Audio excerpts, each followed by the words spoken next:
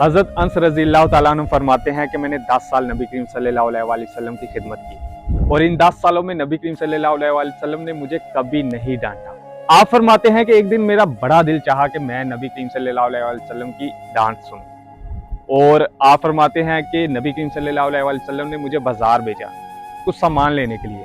मैं बाजार गया, वापसी पर एक जगह तमाशा हो रहा था। मैं वहां जानबूझकर खड़ा हो गया कि आज घर देर से जाऊंगा तो नबी करीम सल्लल्लाहु अलैहि वसल्लम की डांट सुनूंगा। आप फरमाते हैं मैं वहां काफी देर खड़ा रहा और कुछ देर बाद मुझे अपने कंधे के ऊपर एक ठंडी लम्स महसूस हुई।